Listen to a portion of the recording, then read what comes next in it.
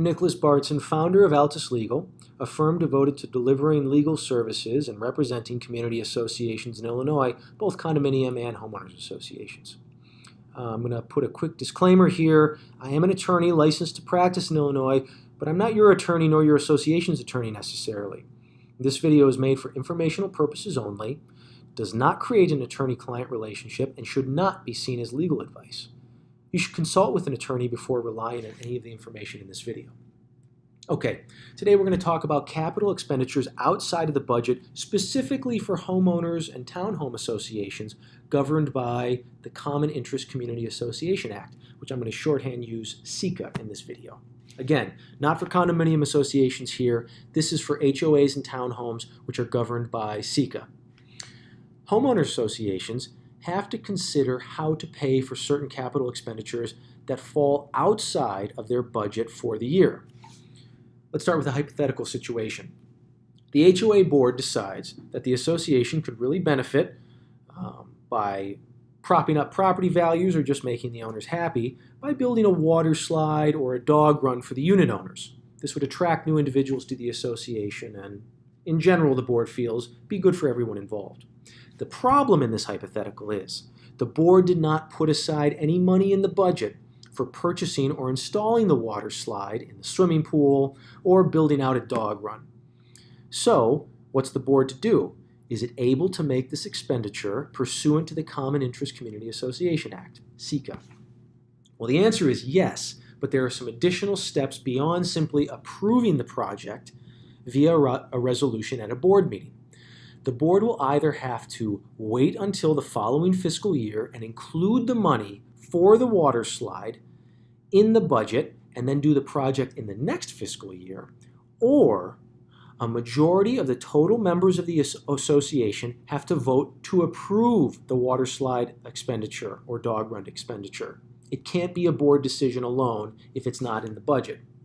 Without following one of the two aforesaid procedures, the board would probably be spending money in direct violation of Section 1-45F of CICA, which requires any assessments for additions or alterations to common areas of the association-owned property not included in the adopted annual budget must be separately assessed and thus are subject to approval by a simple majority of the total members of the association.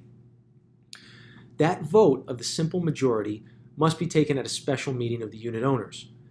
So, if the board were simply to resolve itself unilaterally and spend the money to put in the water slide, that decision could be challenged and held invalid pursuant to CICA.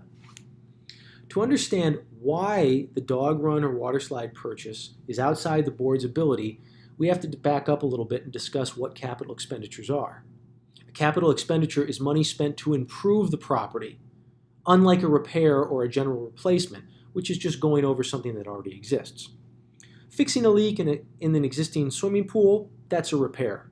Adding a water slide that had never previously existed, that's not a repair, that's a capital expenditure. As you can see, operating expenses for maintenance and repair are far different from capital expenditures. So the board has a very wide latitude to spend the money to repair and replace common areas or common elements.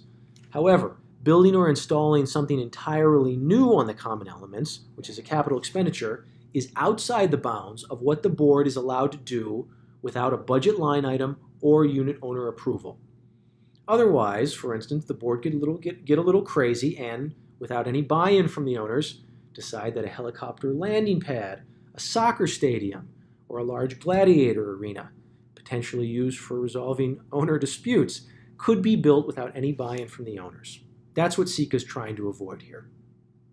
So, in short, if the board is still hell-bent on getting the water slide, does not want to wait for the next fiscal year, thus building that cost of the expenditure into its budget, the board is going to have to call a special meeting of the owners, give them the proposal and the estimated amount to be spent, and then obtain a majority approval from the total members of the association before spending that money. Short of that, the board is going cowboy with the decision and opening itself up to liability for spending association funds without the proper approval under CICA. One last nuanced item for those of you at home who pay special attention to these legal issues.